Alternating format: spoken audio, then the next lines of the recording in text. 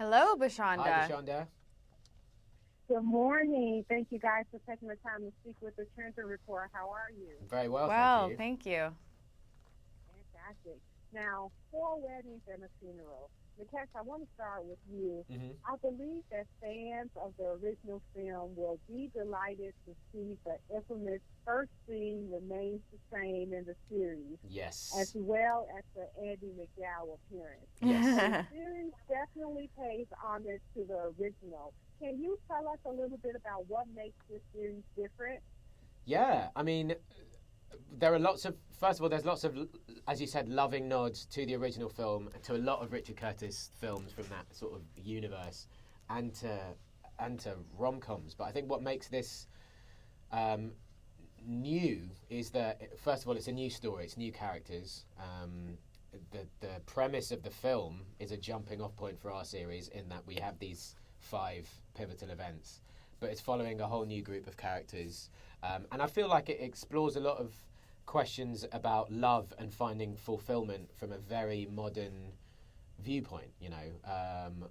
These are lots of characters in their 30s that are really grappling what it means Follow to your be heart. happy. Yeah. Yeah, following your heart, and not just in a about who you love or who you want to spend your time with, but Cash needs to follow his heart and become an actor, and um, Ainsley, who I play, needs to sort of follow her heart and break away from the way she feels about doing things for image's sake, or the way her parents are involved in her life. And And Craig has a it's similar kind journey of too. going along that journey, and you both mentioned that because another really big key difference is that the series is a female lead as opposed, of course, to Hugh Grant, the Bachelor, doing a wedding circuit.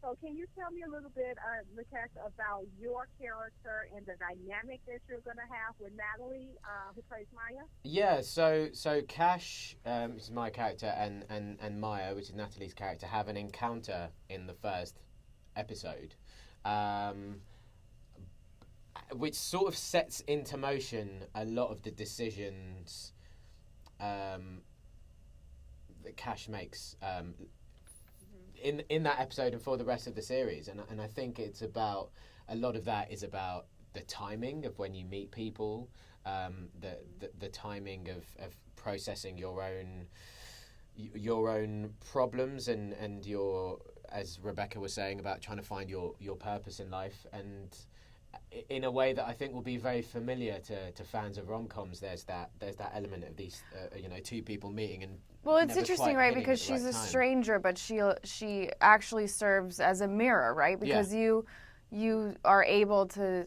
tell her And be very a honest lie. with someone. Yeah.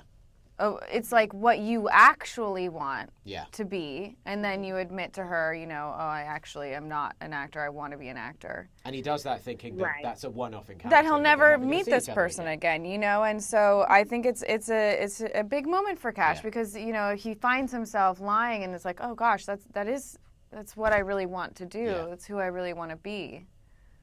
And Because the way I understand it, and correct me if I'm wrong, the meeting is at the airport, and she kind of touches on you, the handsome man that he meets, and it turns out that you're actually dating the best friend. Whoops. And Yes. rom-coms will have it. We kind of take this journey, right? complicated. Yeah. I mean, Maya is in town for Ainsley's 30th birthday, has a chance encounter at the airport, sees the same guy a few hours later, and then finds out that actually we're a couple.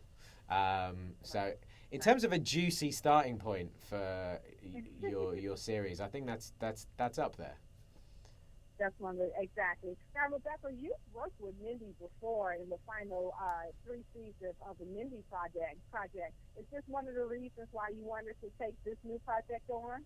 Absolutely, it's one of the main reasons. Obviously, I was a fan of the original movie, but really the fact that Mindy was writing it and producing it was what made me so interested, because working with her on her show was an incredibly fun experience, and one that I was able to learn a lot from, because I had never worked on a comedy before, and I just like the energy that she brings to the set as a leader, and I have incredible faith in her. I mean, working with her and watching how she interacts and how she is on set, you realize, you're like, oh my gosh, this woman is going to be a force. You know, she's someone that you just want to continue working with for as long as you can. And I think what you were talking about was, I felt that very strongly on this. You know, this is my first kind of real foray into doing comedy on television. But just a group of people that you get to come to work with and play with every day is really inspiring, and kind of, you know, working with Rebecca, working with all of this cast kind of makes you go like, oh, I need to. And all the writers, and Mindy tends to keep the same people around her, you know, Matt Warburton and Tracy Wigfield and Chris Schleicher and Charlie Grandy, who are all involved in her other show. It becomes a nice group of people who have a shorthand with each other, and they know what the tone is, and they know what they're going for. And that's just a nice way to work. And that's it, the tone and what you guys are bringing across, so it really comes across in the trailer that was released, because you have to be honest, when you take a film that's loved and by so many in 25 years and then to remake it, that's pretty bold. Yeah, and I think you have to commit to making something that exists in its own right and that stands on its own 2 feet. If we try, after all that time with something that's so beloved, to just kind of copy it, I feel like what's the point? This you know, led by Mindy and the writers' room that she's assembled, this kind of really takes those questions and that comedy drama aspect and really applies it to the world that we live in today. And so that's reflected in the casting, that's reflected even in the diversity in the writers' room itself.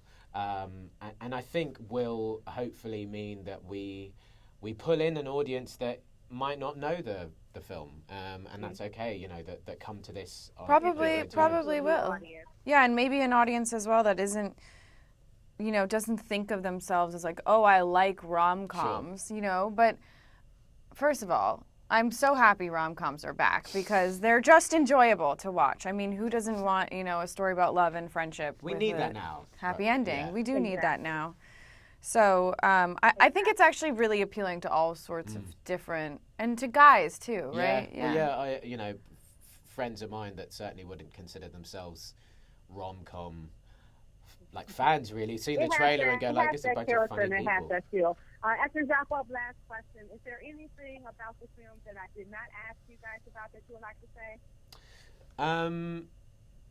Just that I'm excited for the audience to find it. It just gets better with every episode. Yeah. It goes deeper, and I think on a level that is actually surprising and really, really moving and very funny. Yeah. Well, we look forward to it. Thank you guys so much for taking the time. Thank you. Thank you, Bashanda.